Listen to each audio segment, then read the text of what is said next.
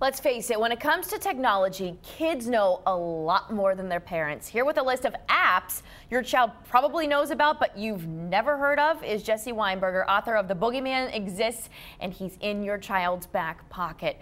I don't normally bring my cards out with me, but there is a list of apps here that I have never heard of. So in order to just be able to ask you about them, I need to keep this here.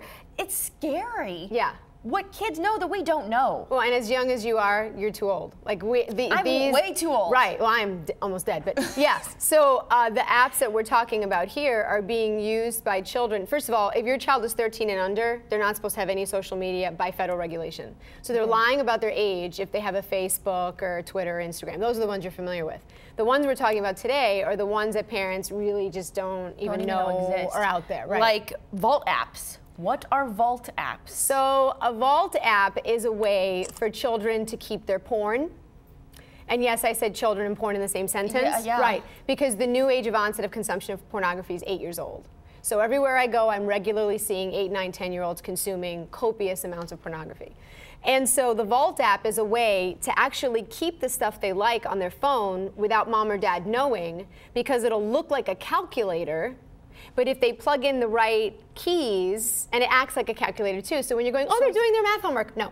So then they open up, they open up a vault, and behind that vault is all of their pictures and videos and stuff that they're trying to keep from mom and dad. Wow. So as a parent, then you look for the calculator. Not necessarily, because there's a myriad number of Vault apps. Right. So what you would do is actually go to the Play Store or iTunes and compare every icon on your child's phone, and it'll give an accurate description of what it is in the App Store.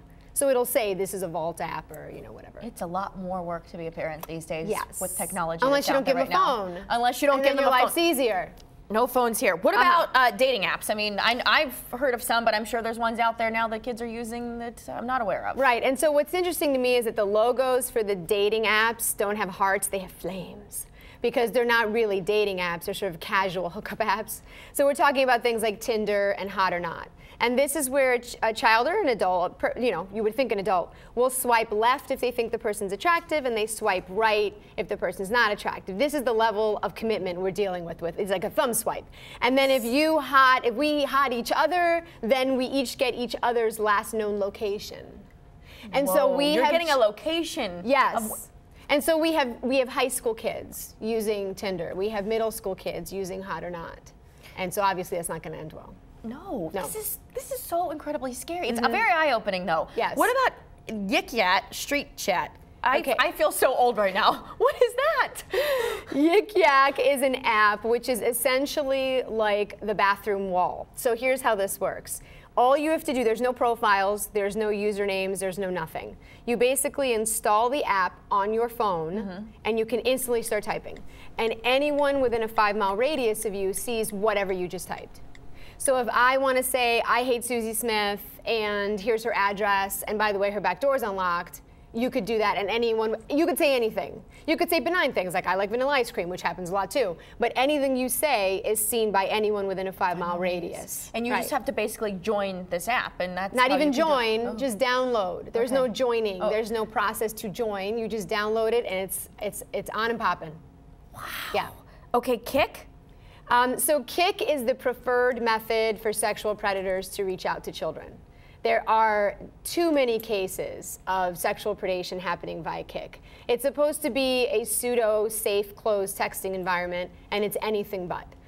So I've personally had children come up to me. I teach at schools all over the country, and I had a 7th grade girl come to me after an event and say to me, I met this man on Kik, I thought he was my age from a few towns over, and now he's told me that he's 42 years old and he's gonna come and get me at my house because now he knows where I live. And that's just one tiny story out of another 50 that I could possibly tell you. Your children should not be on Kik categorically. Kik needs to go today. There are so many. We went through just a couple here. There are so many different apps. There's games that they're playing. There's things that are out there, and you can learn more about all this stuff from your Facebook page, right? Parents, go on her Facebook page. Right. It's a free resource, so they can get educated there, and it's Overnight Geek University. Go on Facebook. You don't have to be a Facebook user. Anyone can go on and get themselves educated. Thanks, Jesse. You're welcome. Scary stuff. I know. Wow. I'm like, my mind is blown right now. Seriously blown.